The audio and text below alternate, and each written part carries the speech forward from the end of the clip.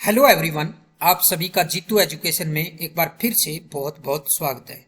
बात करें ITI instructor की भर्ती की। आईटीआई इंस्ट्रक्टर की भर्ती नहीं जमेला हो चुकी है। आईटीआई इंस्ट्रक्टर की भर्ती को लेकर आप सभी को पता है पूरे 10 साल हो चुके हैं, लेकिन भर्ती आज भी पूरी नहीं हुई है। आईटीआई इंस्ट्रक्टर की बात करें भर्ती की, 2013 में फर्स्ट टाइम एडवर्टाइजमेंट जारी हुई, 2013 के बाद 17 में, 18 में और 19 में। लेकिन 19 में एडवर्टाइजमेंट होती रही, री एडवर्टाइजमेंट होती रही, रूल रेगुलेशन हरियाणा सरकार के चेंज होते रहे।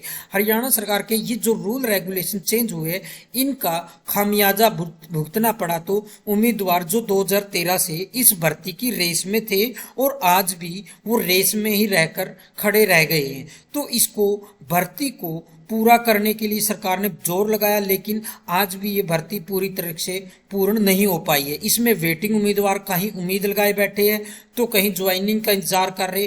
काफी बड़ी संख्या में उम्मीदवार है जो सिलेक्ट होके अभी तक ज्वाइनिंग का इंतजार कर रहे हैं। तो ऐसी सिचुएशन में एक और बड़ी खबर आ रही है। बड़ी खबर क्या है? ज्वाइनिंग जो हो रही है, ज्वाइनिंग के लेकर कुछ उम्मीदवार वेटिंग में हैं, लेकिन ज्वाइनिंग के कैंडिडेट जो उनमें भी कहीं ना कहीं डाउट की नजर देखी जा रही है। तो आज आपको आईटीआई इंस्ट्रक्टर की इस भर्ती को लेके पूरी अपडेट आपको इस वीडियो में बताएंगे। इस वीडियो में जो जो चीजें हैं आप सारी चीजें इसमें देखेंगे।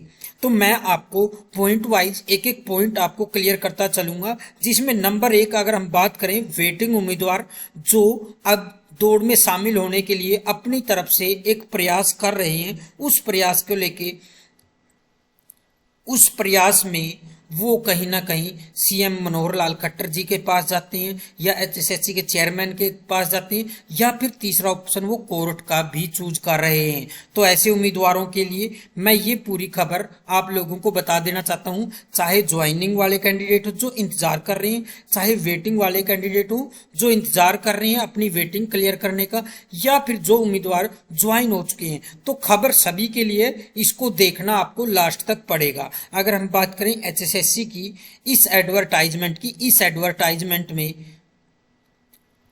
अगर हम पहला पॉइंट देखें तो चेयरमैन को जो वेटिंग लिस्ट के कैंडिडेट है 12/2019, कैटेगरी कोई मायने नहीं रखती, कैटेगरी बहुत सारी है, लेकिन कैटेगरी नंबर 2 जो 22 है 2019 एडवर्टाइजमेंट की, उसके अकॉर्डिंग अगर हम बात करें तो यहाँ पे आप लोगों को देखने को मिलेगा कि उन्होंने फर्स्ट पॉइंट में लिखा सीएम को कि जो एडवर्टाइजमेंट 12/2019 थी 132 पोस्ट को लेके, वो 22 ग्रुप में instructor apprenticeship, supervisor, senior technical assistant, junior apprenticeship and placement officer और काफी 132 पोस्ट, 57 पोस्ट वर अनरिजर्व कैटेगरी थी, जिसमें 9 पोस्ट ईएसएम और डीएससीएम की थी। डीएससीएम या ईएसएम जो एक्स सर्विसमैन होते हैं या फिर डिपेंडेंट ऑफ एक्स सर्विसमैन होते हैं, कैटेगरी नंबर 21 में पोस्ट थी उसकी।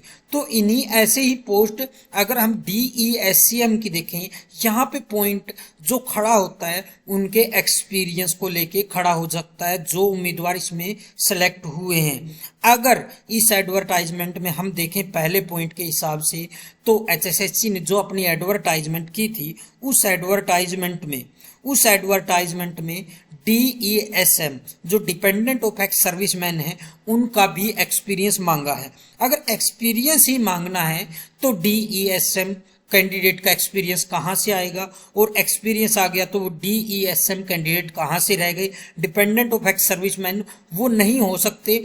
अगर वो खुद ही जॉब कर रहे हैं तो डीएसएम उनको नहीं बोला जाएगा, क्योंकि वो किसी पे डिपेंड नहीं रहे। और अगर उनके पास एक्सपीरियंस है तो वो डिपेंड नहीं है।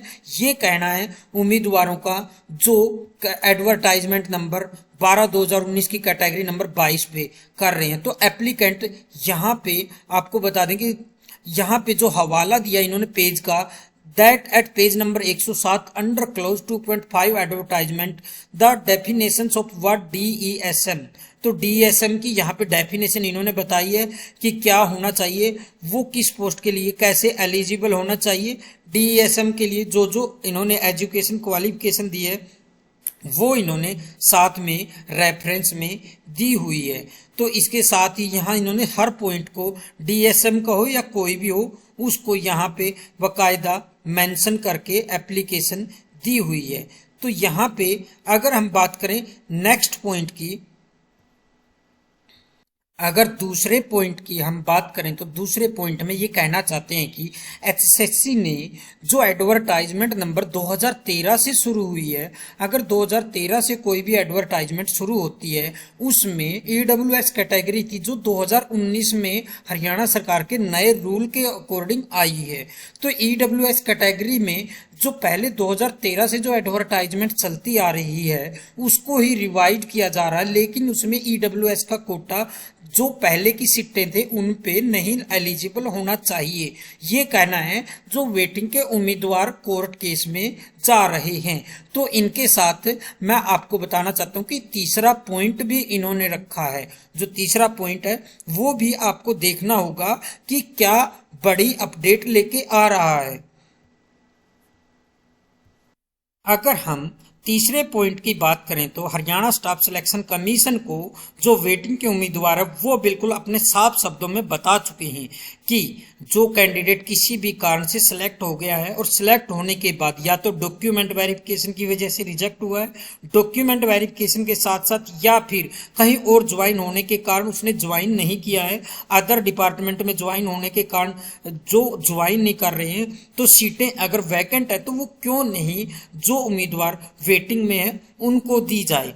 तो ये भी तीसरा पॉइंट बनता है कि जो सीटें ऑलरेडी इस भर्ती की है तो वो इस भर्ती के कैंडिडेट्स को दी जाए, ना कि नई भर्ती उसके लिए एलिजिबल की जाए।